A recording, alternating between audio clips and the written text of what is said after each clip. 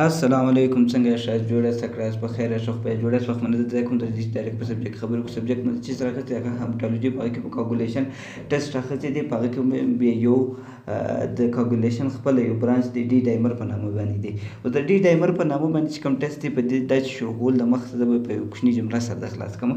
کله چې دا زموږ یو ځای زخم سي یا رګ زخم سي یا یو ځای پرې سي نو هغه بیا یخی کېږي. نو دا یخی کېدل پروسس څنګه دی؟ بیا په بعد کې د دې چې دی دا په زه ټول در وښیم.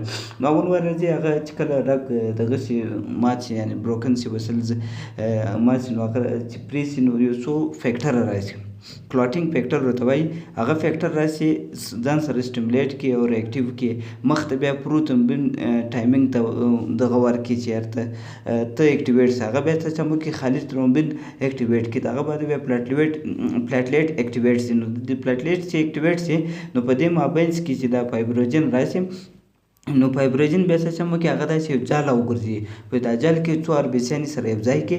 نو اربسیان چې سره یو ځای کړی دا وینه یخی کړي، نو دا وینه بنده کړي چې دا وینه ډېر ولاړ نه سي نو کلاټ جوړ سي. نو دا کلاټ چې جوړ سو نو دا وینه بیا یخی سي، وینه نه وځي. نو دلته په دا فایبروجن خالي پاتې سي او کلاټ پاتې سي. اوس راځو نو دا ډي ډایمر چې دی په دې به دې اوس ټوله سره خلاص. خالي په یاد ساته چې فایبروجن په کلاټ کې اخر کې پاتې سو. راځو ډي ډایمر از ا پروټین فریګمنټ small piece that is made when a blood clot dissolves in your bloods. دا یو پروټین دی، کوچني ټوټې دي، ډي ډایمر دی چې ستاسو په بدن کې د وینو ټوټو منحل کېږي.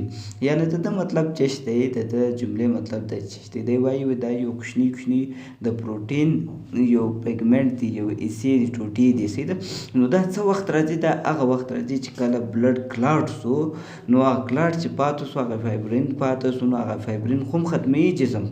نو چې جسم چې ختموي نو هغه بیا په یو کوچني کوچني ټوټو باندې واړوي. هغه ته څه شی وایي کېږي؟ ډي ډایمر یا اف ډي پي په نامه باندې یادېږي سي ده. نو دا پروسس بیا څنګه کېږي؟ دا بیا راشي یو انزایم راشي، پلازمین په نامه انزایم راشي. هغه د فایبرین چې دی دا پاتې سو نو اوس اضافه شي خو هغه نه پرېږدي په جسم کې. نو دا خدای چې دی کله اضافه شی چې پاتې سي نو هغه هلته رګ هم خپل سره جوړ شي او وینه هم ضرورت نه وي ورته دا فایبرین ته بیا ده. نو دا بیا ته چمپه کې په ډي ډایمر باندې بدل کړي فریګمنټ دی سي ده.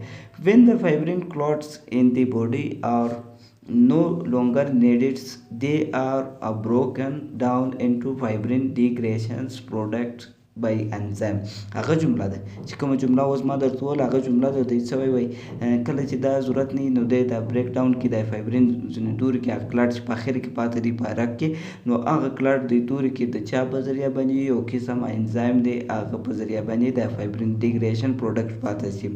نو دا پښتو جمله ده سي ده.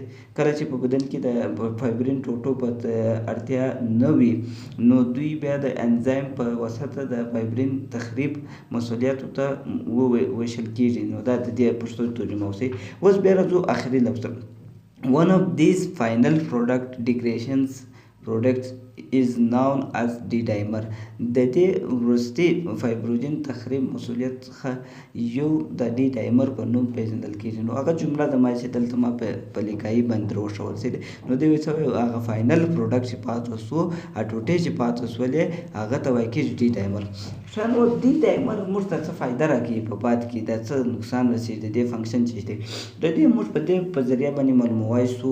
ډیف وین ترومبوسیس ناجوړې معلوموای سو. ډي دې ته وایي کېږي یعنې ډي وي ټي په نامه باندې. په دې باندې څه کېږي؟ په دې ناجوړیانې په څه کېږي؟ کله کله موږ ته سوی رګ انحصار سي یا لاندې په دا پښو کې یو دا رګونو کې یخی جوړ سي، دا رګ یخی سي، کلک سي، هغه معلوموای سو. په نور بدن په جسم کې چې کله دا وینه یخی سي نو دا موږ معلومولی چې دا په جسم کې لازمن دی چې یو ځای مای خوږ جوړ سي نو هغه بیا بد کلاټېږي. دا په نارمل حالت کې هم لږ په جسم کې شته.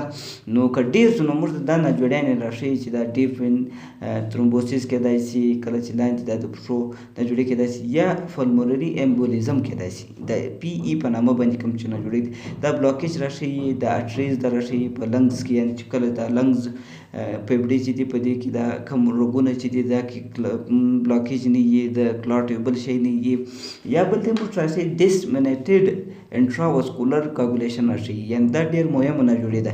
دا موږ راښیي دا ارګن ډیمیج یو ځای ارګان یعنې اوضاع خراب شوي ډیمیج شوي یا سیریس نه جوړي یا یو انفیکشن لکه کورونا نور داسې ژوندي موجودات چې دي د هغو د وجې څخه یا کینسر یا سټروک یا فلج شوي یا دته یو دوره لګېدلې د هغه د وجې کېدای شي بلوکیج اف ان سپلای یعنې برین یا برین ته دماغ ته سپلای سم نه روان دا موږ سره شي یعنې په دغه نه جوړیان دي د مرتاشي دا په دې وجه مرتاشي چې هلته دا کله کلاټ جوړ شي نو دغه ټوټې راځي په دا وینې کې ګرځي ټوټې زیاتې شي بیا موږ د دې ټوټې څخه اندازه لګوو چې یار دا خو یا په رګو کې مسله ده یا په سینې کې مسله ده یا په دماغ کې مسله ده یا کینسر یا یو انفیکشن داسې شی کېدای شي نو د دې نارمل رینج سیسټم د دې نارمل رینج په دوه قسم باندې دی یو په نینوګرام کړی دی یو مایکروګرام باندې اړول دی نینوګرام چې دی هغه د 250 نینوګرام پر ملي لیټر پورې دی دا ته درشي ته ډي ډایمر یونټس درشي سیده بل دی په مایکروګرام هغه چې دی 0.5 مایکروګرام پر ملي لیټر فایبروجن ست ایکویلنٹ